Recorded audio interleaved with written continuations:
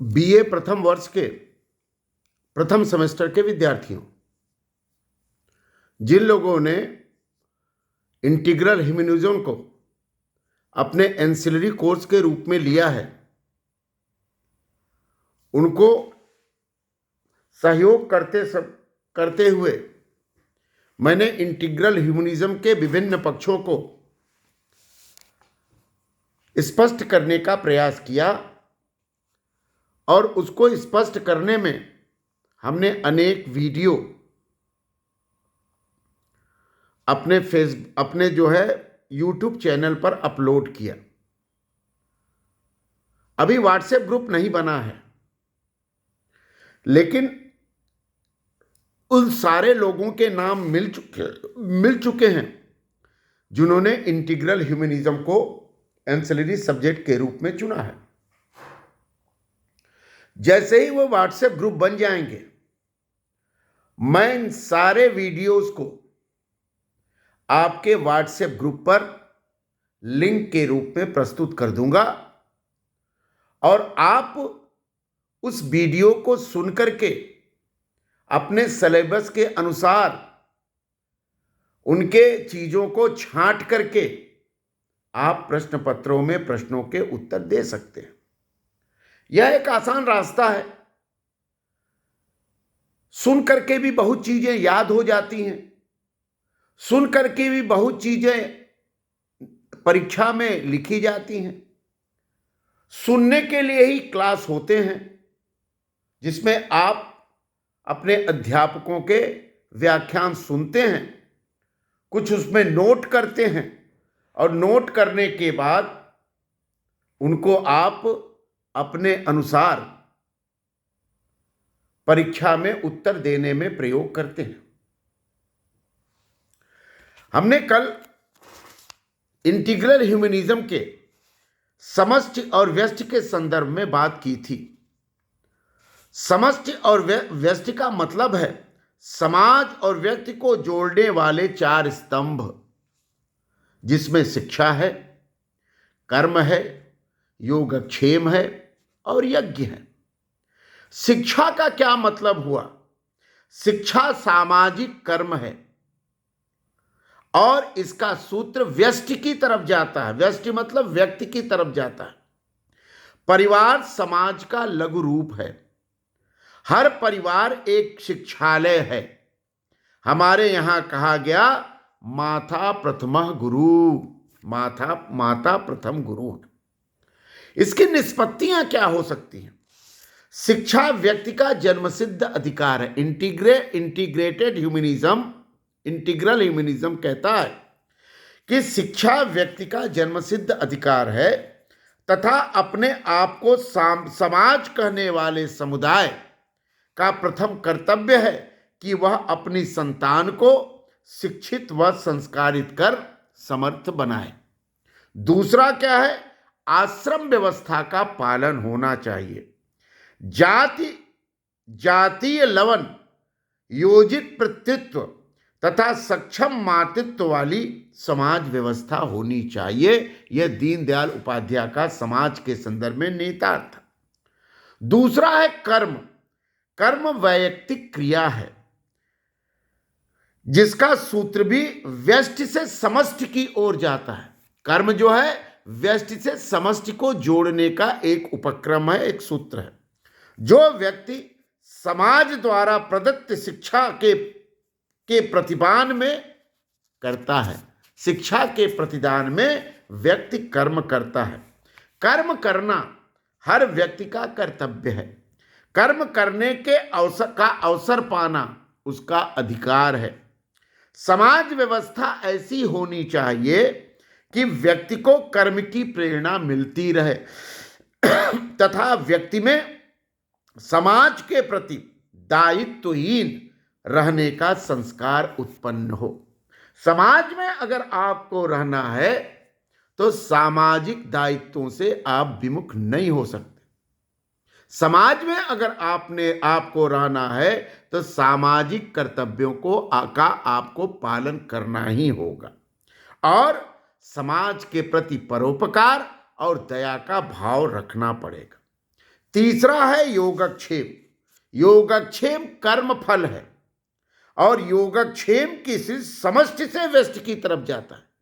समष्टि का योगक्षेम करने का मतलब है व्यष्टि का योगक्षेम करना।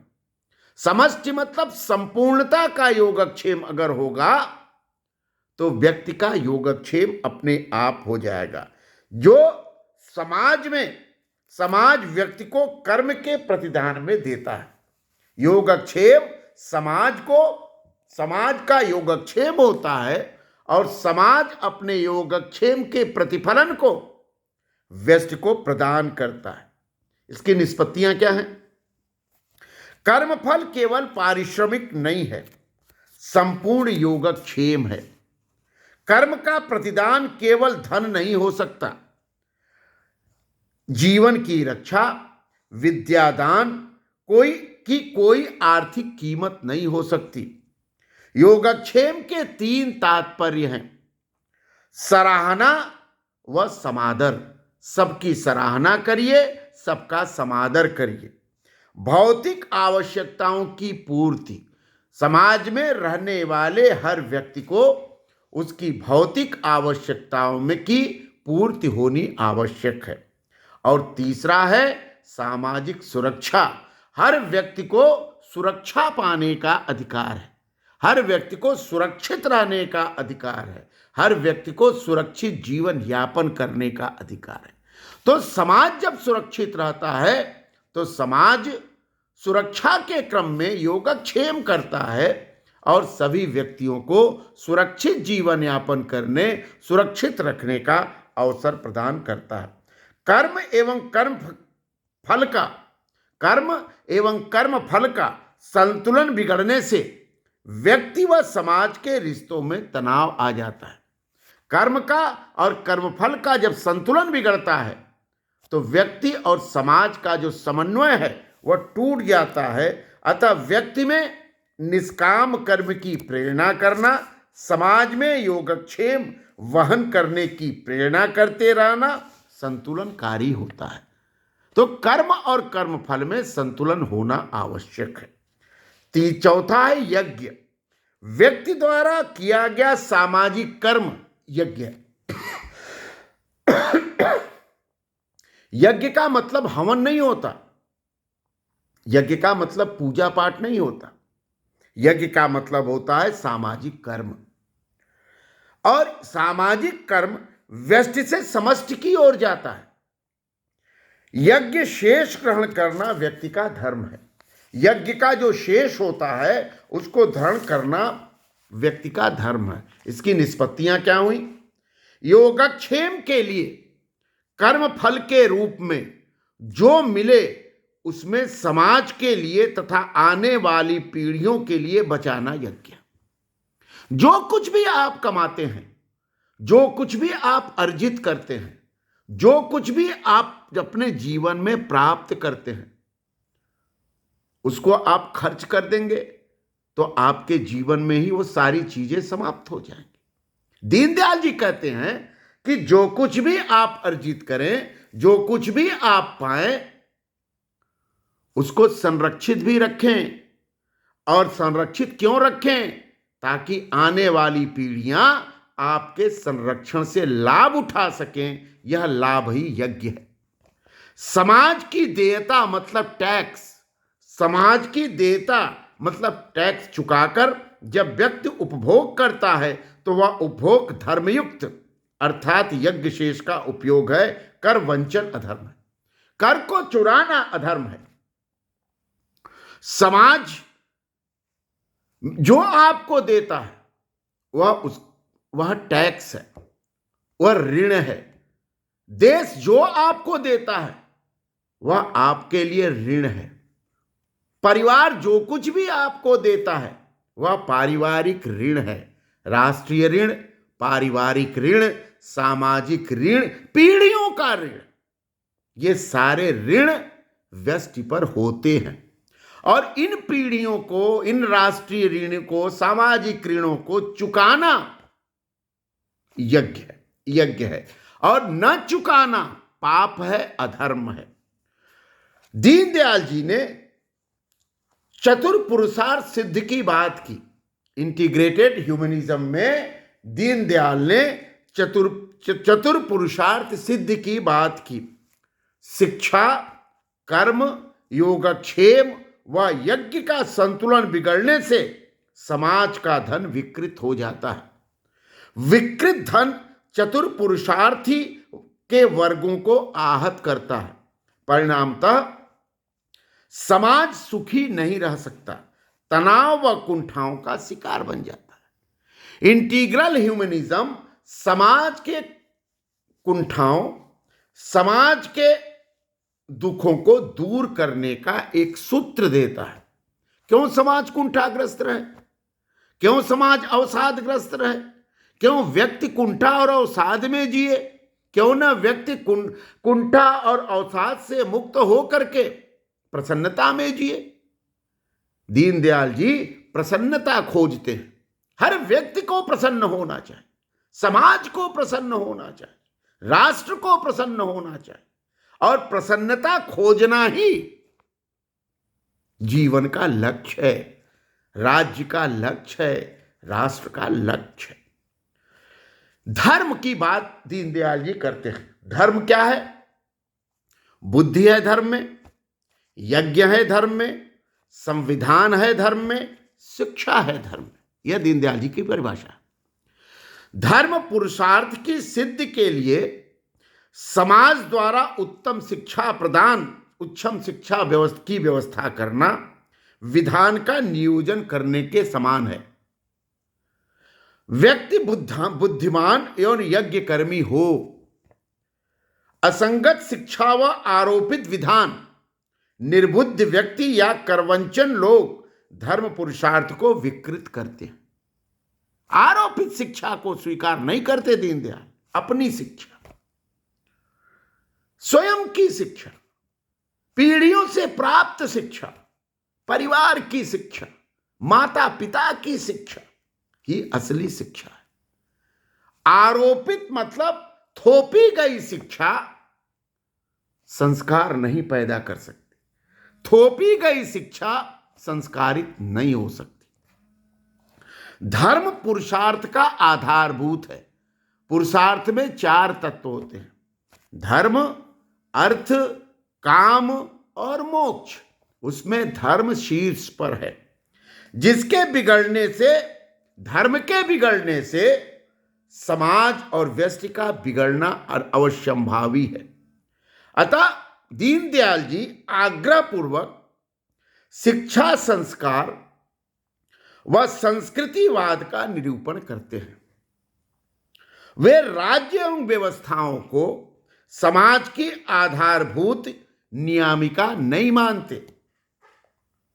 राज्य ही समाज की आधारभूत नियामिका नहीं है, धर्म समाज की नियामिका है। धर्म में बुद्धि भी आती है, धर्म में संविधान भी आता है, धर्म में शिक्षा भी आता है, और धर्म में संस्कार भी आता है। कुसंस्कारित व्यक्ति कैसे धर्म का पालन करेगा? माता पिता की अवहेलना करने वाला व्यक्ति कैसे धार्मिक हो पाएगा? राष्ट्र के खिलाफ बोलने वाला व्यक्ति कैसे धार्मिक होगा? महिला के खिलाफ बोलने वाला व्यक्ति, उसके साथ दुर्व्यवहारपूर्ण बात करने वाला व्यक्ति कैसे धार्मिक हो सकता है? अपनी 7 पीढ़ियों के ऋणों को अस्वीकार करने वाला व्यक्ति कैसे धार्मिक हो सकता? नहीं हो सकता। केवल मंदिरों में जाकर के धर्म का पालन नहीं हो सकता। धर्म जीवन का संस्कार है, और धर्म के द्वारा व्यक्ति एक संस्कारित व्यक्ति के रूप में सामने आता है। दूसरा उसका पक्ष है अर्थ। अर्थ का क्या मतलब होता? पैसा नहीं। अर्थ का मतलब मात्र धन नहीं। अर्थ का मतलब मात्र पूंजी नहीं। अर्थ का मतलब क्या है? शरीर है, योगक्षेम है, देश है या राष्ट्र है, और कर्म है। अर्थ में शरीर, योगक्षेम, देश और कर्म आता है। पुरुषार्थ की सिद्धि के लिए कर्म एवं कर्मफल का संतुलन चाहिए। कर्म प्रवण व्यक्ति तथा भूमि एवं जन में आत्मीयता होनी चाहिए।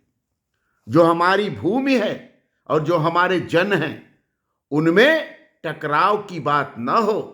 उनमें क्या होना चाहिए? आत्मीय भाव होना चाहिए।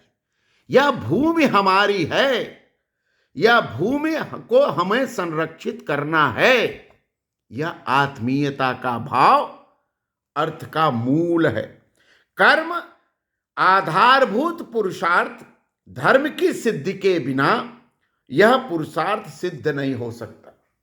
अर्थ भी धर्म के बिना नहीं रह सकता। धर्म और अर्थ संयुक्त हैं। धर्मयुक्त अर्थ ही दीनदयाल का मुख्य उद्देश्य था। तीसरा है काम। काम में क्या होता है? मन होता है, यज्ञ होता है, जन होता है, योगक्षेम होता है। हर जगह योगक्षेम है।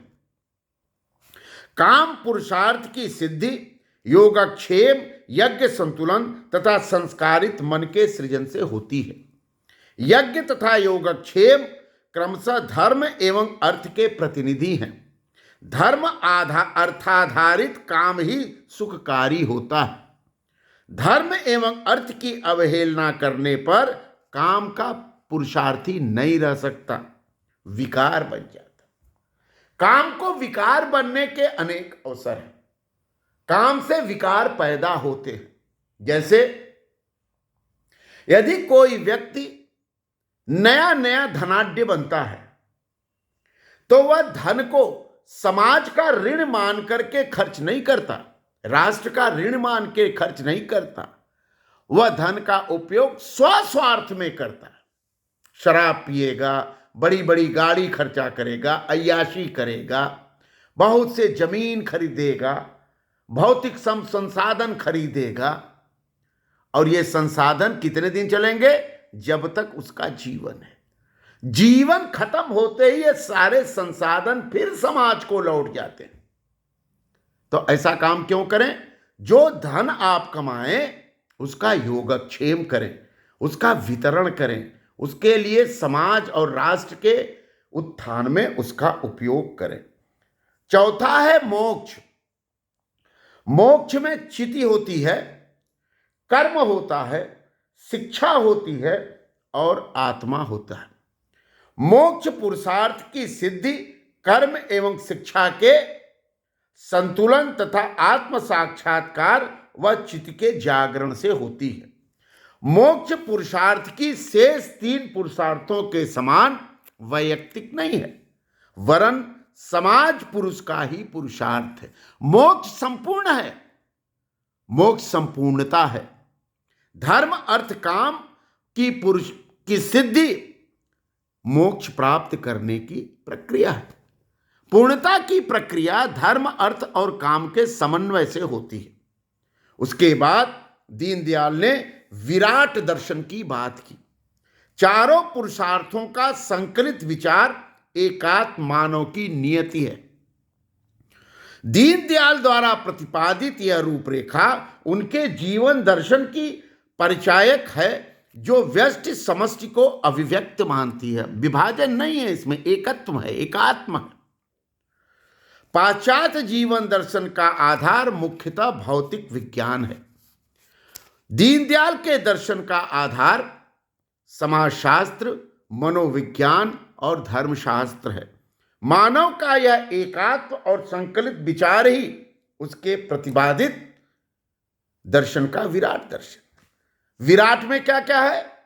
विराट में समाजशास्त्र है, विराट में मनोविज्ञान है, विराट में धर्मशास्त्र है, विराट में जीवन दर्शन है। और विराट का जीवन दर्शन एकात्मकता की ओर ले जाता है। तो दीनदयाल उपाध्याय का जो इंटीग्रल ह्यूमनिज्म है, यह ह्यूमनिज्म इन्हीं चरणों के आधार पर चलता है। दीनदयाल जी एकात्मकता की बात भी करते हैं। एकात्मकता का अर्थ क्या है? जो पिंड में है वही ब्रह्मांड में, जो कुछ भी एक कण में है वही हमारे शरीर में है, जो कुछ भी एक कण में है वही ब्रह्मांड में भी है। भारतीय दार्शनिकों की यह एक सनातन मान्यता है, यत् पिंडे तद ब्रह्मांडे। यह भारतीय दर्शन का मूल है। अंश एवं संपूर्ण तत्व एक है। इस दार्शनिक तत्व की निष्पत्ति होती है, इसी में एकत्व अथवा अद्वैत दर्शन का प्रचलन होता है। हमारा जन्म कैसे होता है? एक कण से। एक कण से हमारा जन्म होता है और वह कण हमारे जीवन पर्यंत हमारे खून में दौड़ता रहता है। और वह कण है माता का कण, वह कण है पिता का कण, और माता पिता के संयुक्त कण से हमारा जन्म होता है। एक कण है, एक छोटा सा अणु है, उस अणु ने हमको जन्म दिया। तो जो अणु से जन्मा हुआ व्यक्ति है, उसमें अणु समाप्त नहीं होते। वह अणु अनुवांशिक रूप से व्यक्ति के शरीर में जीवन भर चलते रहते हैं और वह अणु पीढ़ी दर पीढ़ी आगे बढ़ते हैं।